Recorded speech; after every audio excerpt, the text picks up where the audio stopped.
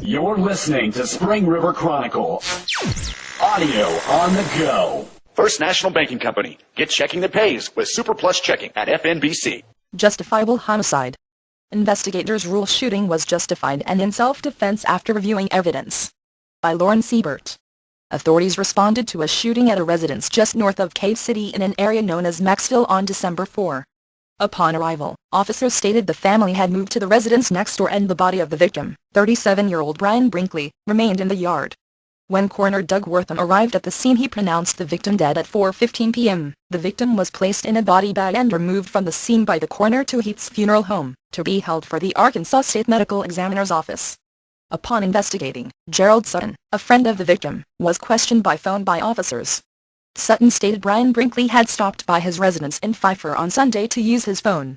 Sutton also said Brian had told him to listen in on the phone conversation between himself and his father Doug Brinkley. Sutton stated he would not, and Brian insisted, saying he screwed me out of everything I had. After calling his father, Brian Brinkley turned to Sutton, telling him to take care of himself and that he would handle the matter himself. Sutton told officers that Brian was talking and acting strangely and he had a wild look about him. When Doug Brinkley spoke with officers, he explained his son had been having issues with drugs and alcohol and had become paranoid. He went on to say he had been assaulted by his son a few weeks before the incident. Doug Brinkley stated that after the death of his former wife Maddie in 2009, his son had wasted nearly $100,000 of his inheritance on drugs and gambling. Doug Brinkley also stated that his son said he felt he was owed more money. Doug Brinkley explained to officers that, earlier in the day, his son had come to his house and laid hands on him and cussed him, finally placing a .30-30 rifle to his head, and threatened to kill him. Doug Brinkley's girlfriend Ola Landers said she had begged Brian not to kill his father, and persuaded him to leave. Brian Brinkley then began driving up and down the driveway, and told his father he would be back to take care of him. Doug Brinkley told officers that, in fear of his life, he had gotten out his guns, in case his son returned to kill him. According to police records, Doug Brinkley stated that about 45 minutes later Brian returned to the home, and Doug Brinkley told Landers to go inside for fear of what might occur. According to reports, Doug Brinkley told officers he saw his son with a gun in his hand when he pulled in the driveway. He fired 3 or 4 rounds from the .30-06 at the windshield of the vehicle to deter him. Brian Brinkley then rolled out of the vehicle onto the ground. He then tried to get back into his vehicle to retrieve his gun, at which point Doug Brinkley fired an additional 2 rounds with a .45 cal pistol, killing his son. Investigators stated Doug Brinkley was justified in shooting his son. According to authorities, no 911 call was placed. Landers' son-in-law was a Cave City officer, and he walked in after the shots were fired, and asked her to call 911. Investigator Dale Weaver said she had dialed it, but was so shook up she didn't hit the send button. According to prosecuting attorney Henry Boyce, no charges will be filed in this case. After talking to the sheriff and his investigators, who had already interviewed the suspect, the sole eyewitness, and family members, he then waited one more day until he could communicate with the medical examiner's office, who had conducted the autopsy on Brian Brinkley. By Tuesday noon I had a lengthy conference with the medical examiner, who had conducted the autopsy, Dr. Frank Peretti, who confirmed that the wounds on the victim's body were consistent with the story that the father, Doug Brinkley, gave, Boyce said. Based upon the medical examiner's corroboration and my understandings of the evidence at the scene, there was no question in my mind that the shooting was justified. It was self-defense. You're listening to Spring River Chronicle. Audio on the go. First National Banking Company. Get checking that pays with Super Plus Checking at FNBC. Hardy Gym open to public.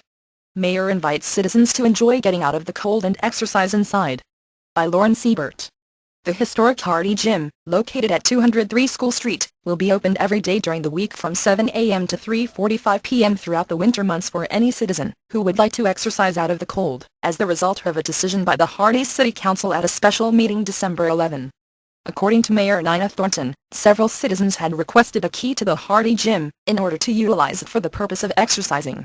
It had been requested to me that someone wanted to get a key. Mayor Thornton said it would be inconvenient to keep coming down here every day to get a key. Up until this point, citizens would go to City Hall and get the key, and return it when they had finished. After looking into the matter and seeing she alone did not have the authority to give out a key, she had to find an alternative solution. I looked at the rules and saw I didn't have the right to change the rules alone. I had to follow procedure, Mayor Thornton said. So I thought, well, what can we do, since I can't give them a key, according to procedure? What is a good solution for the people? After reviewing the rules on the matter, Mayor Thornton decided to take it to her council. The rule is the council could change it, Mayor Thornton said. At the special meeting held on December 11, Mayor Thornton brought it before the council, and the vote passed unanimously. I talked to Billy about it, too, and asked if he'd be willing to open and close the gym when he went to check the fire, Mayor Thornton said. He said that wouldn't be a problem. I've had some people ask me about walking in the gym in the past, and of course now that we're out of there, they can, Mayor Thornton said. They're wanting to walk in the bad weather, and they walk in the park and all the time. So we're going to keep it open from 7 a.m. to 3:45 p.m. every day during the week for the walkers. I think this is a good solution.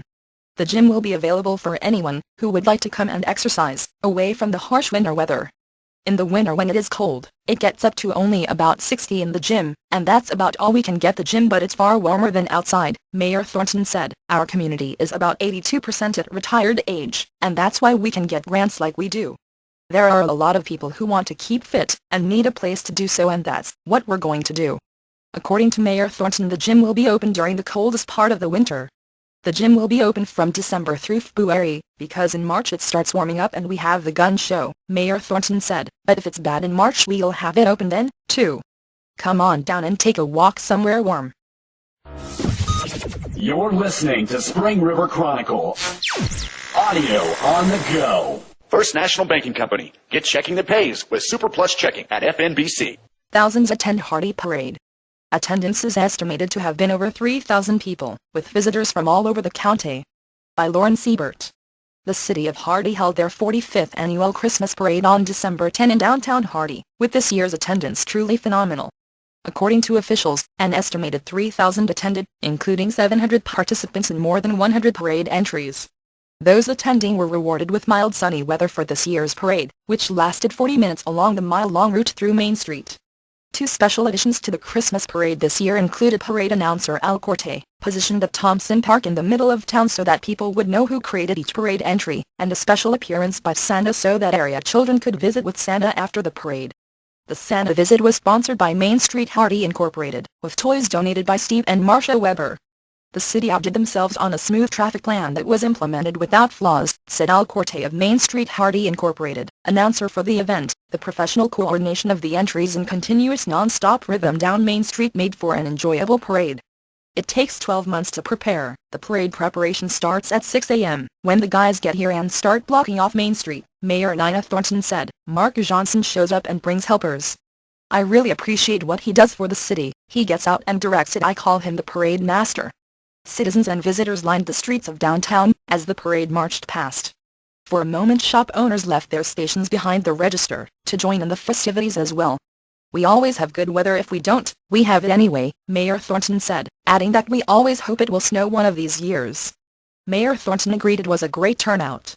We didn't have that many entrants, but we had a lot of participants, Mayor Thornton said. The fire trucks had 30 or so people and the band had over 50, and different groups of 10 to 20 people. According to Mayor Thornton, she felt like the parade really brought people together. The people had the best time. They get together when they start building their floats, they're singing and putting together things, Mayor Thornton said. It's like one big Christmas party here in the morning. In planning for the event, Mayor Thornton is always looking for something new. We asked Main Street if they were going to do anything with us this year, Mayor Thornton said. Al Corte came to us and said he was a professional announcer. We thought how great would it be if we had a professional announcer announce the parade. He said they'd have Santa and set up in Dr. Thompson Park. It was a big success. Over 200 children visited with Santa and received a stuffed toy, Corte noted. Santa and Mrs. Claus were outstanding. They are a great team. I was very impressed by the way they could bring a smile to a shy child. Mr. and Mrs. Claus are residents of the Spring River, and we want to thank the Pipers for their generous contribution of kindness and love for the children of our community. The gazebo at Thompson Park worked very well for the setting. The decorated gazebo was inviting, with Santa and Mrs. Claus seated as the backdrop. The sun glow highlighting Santa and Mrs. Claus gave the children a movie-like setting as they approached Santa Claus. Corte explained, "We would like to extend a very warm appreciation and thank you to Steve and Marcia Weaver for the donation of toys that played an important role in this event being a huge success." Corte also noted that he received feedback from merchants on Main Street, who were delighted to see people staying after the parade and visiting the shops, as well as commenting on the entire production, and noted one specific comment from one of those attending. While Santa and Mrs. Claus were visiting with children, one of the Main Street Board members and I were approached by a woman from Chicago, who is here visiting relatives. She was so deeply moved by our event that she was crying. Corte related, she was not crying because she was sad, she was crying because she was so happy for those children, who were just having the time of their lives. She said the kids don't have anything like this in Chicago. Mayor Thornton also stressed that citizen input is an important part of the success of the event. We have already started planning next year's parade, Mayor Thornton said. We asked the people here what they would do differently, if they were the ones doing the parade, what to do, what to provide or add. After a successful and safe parade, Mayor Thornton took a moment to appreciate all those who helped to make the parade possible. Thank you for all support and help with the parade, and thank you for coming out and cheering, Mayor Thornton said. It was just wonderful, it brings it all together. It's like one big Christmas party with a lot of spirit and it's just fantastic. I really am glad we can all get through the Christmas season as one big happy family. Corte added his impressions as well, as a first-time participant. This was my first year to see the parade and it was great being part of a very successful community event.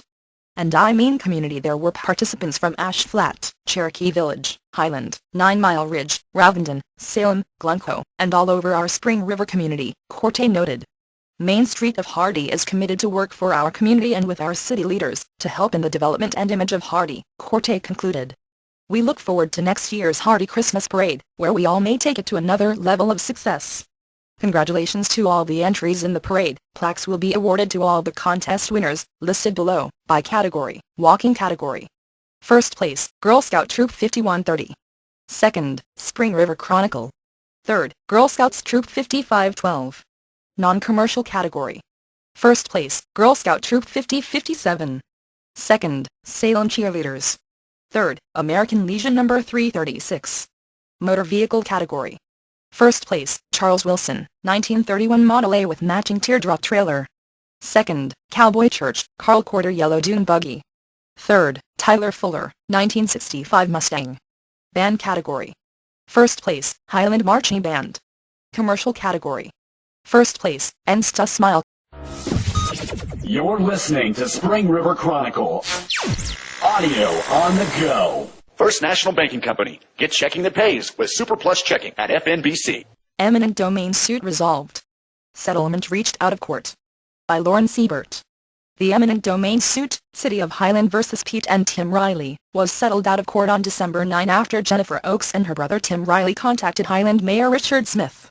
With time running out, Oakes had carefully considered her options throughout the previous weeks. I have mixed feelings about the situation, Oakes said. I am disappointed in my city and their actions. My decisions were between making a stand and fight a losing battle, or just getting it over with so my family and I could get back to our life.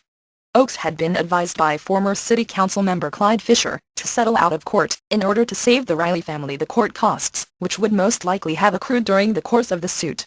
Oakes contacted Smith the morning of December 9 and requested a stipulation be added to the agreement.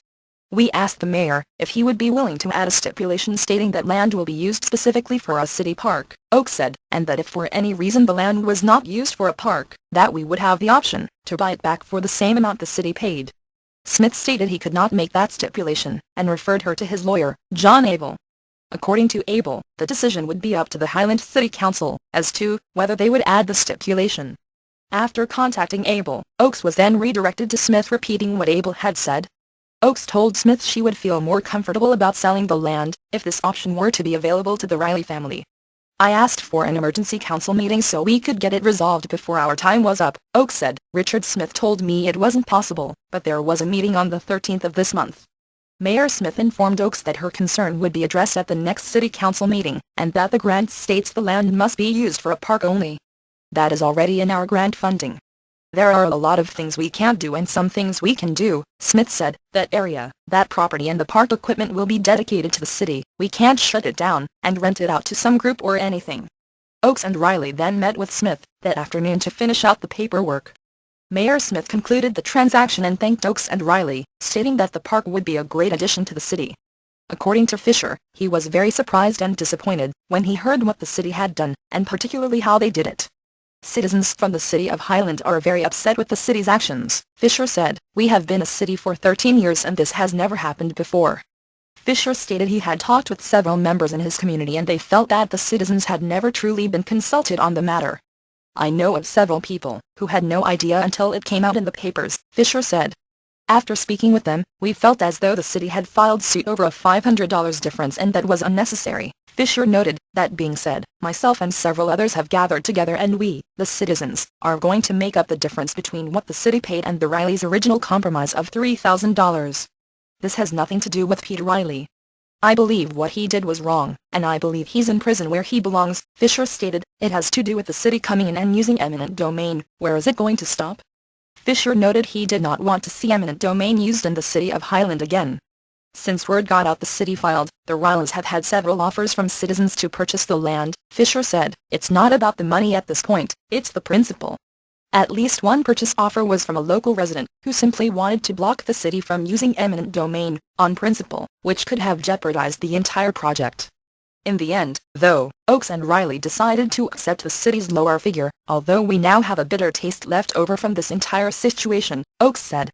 I never thought that those representing our community would treat us who live here as they did.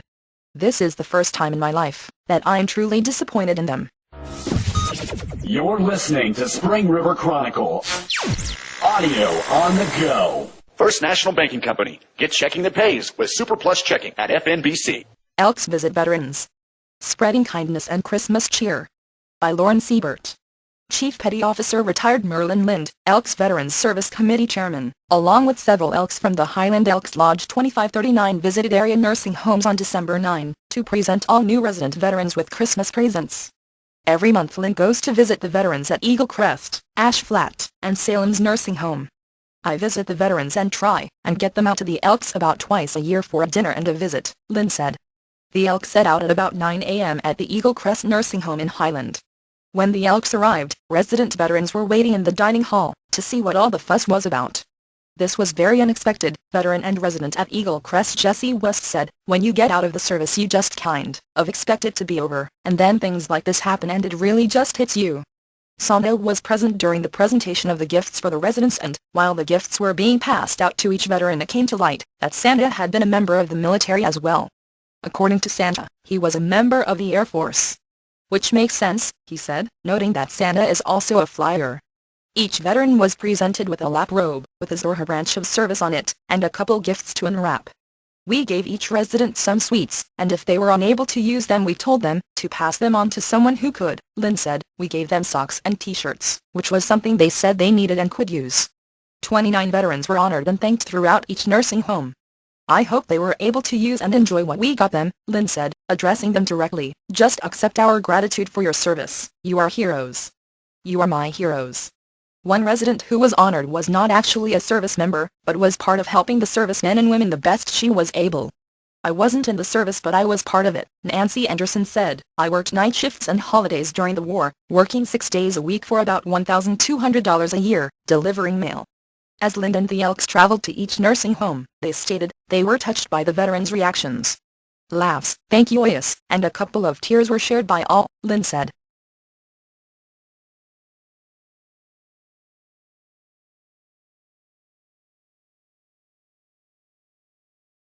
Thanks for listening to Spring River Chronicle Audio on the Go. Be sure to subscribe to the paper and check us out online at myspringriver.com.